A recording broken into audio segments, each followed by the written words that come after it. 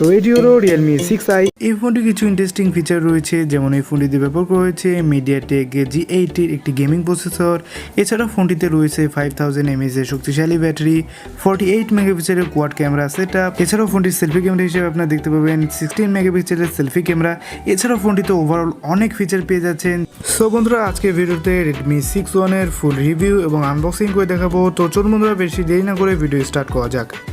Realme 6 এর বক্সে আপনারা দেখতে পাবেন একটি ফোন প্রোটেক্টিভ কেস, এছাড়াও 18 ওয়াটের একটি চার্জার, এছাড়াও একটি USB Type-C কেবল। তো এই হলো Realme 6 ফোনটির ব্যাক লুকটি সুন্দর। অনেকের কাছে এই লম্বা লম্বা অ্যারো ডিজাইনটি ভালো লাগতে পারে, বাট এর ফ্রেম এবং ব্যাক ডিজাইনটি সম্পূর্ণ প্লাস্টিক। ফোনটির নিচের অংশে আপনারা দেখতে পাবেন USB Type-C port, 3.5mm audio Jack এবং একটি স্পিকার। ডান পাশে ছিল পাওয়ার বাটন, যেটি একটু আমার কাছে উপরে মনে হয়েছে। উপরের দিকে থাকছে না কিছু, যেখানে আমরা secondary noise cancelling system miss করছি। বাম পাশে রয়েছে ভলিউম রকার, সিম ট্রে, যেখানে আপনি দুটি ন্যানো সিম সহ একটি SD কার্ড ব্যবহার করতে পারবেন।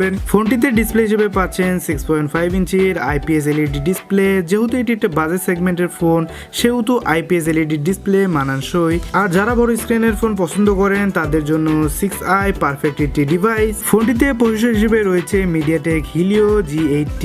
এটি একটি গেমিং চিপসেট। Mediatek বলে নাক চিটকানোর কোনো বিষয় নেই, যথেষ্ট ভালো এই চিপসেটটি, বিশেষ করে একটি বাজেট সেগমেন্টের ফোনের জন্য।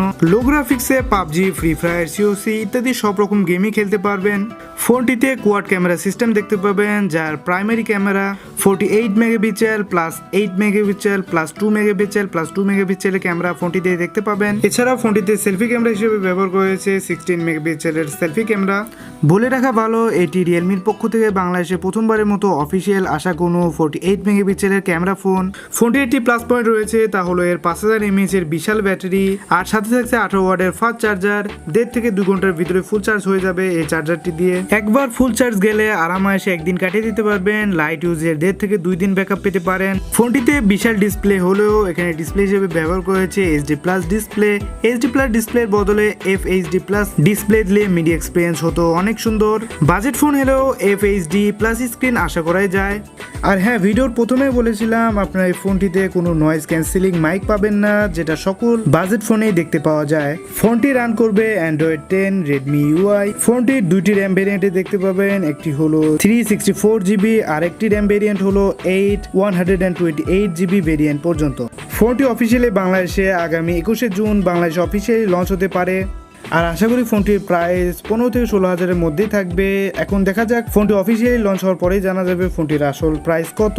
আমি চেষ্টা করব পরে আমার ডিসক্রিপশন বক্সে আপডেট করে নিতে, তো আপনারা অবশ্যই ডিসক্রিপশন বক্সটি চেক করুন। সো বন্ধুরা, আজকের ভিডিও এ পর্যন্তই ছিল। আজকের ভিডিও যদি আপনার ভালো লাগে অবশ্যই আমাদের লাইক করে দিন, সাবস্ক্রাইব করে দিন আমার চ্যানেলকে, এবং অবশ্যই আমাদের ভিডিওটি আপনাদের বন্ধুদের সাথে শেয়ার করতে ভুলবেন না। তো বন্ধুরা, আবারই এমন কোনো এক ভিডিওতে দেখা হবো। তো আমার ভালো থাকুন, সুস্থ থাকুন, বাই বাই।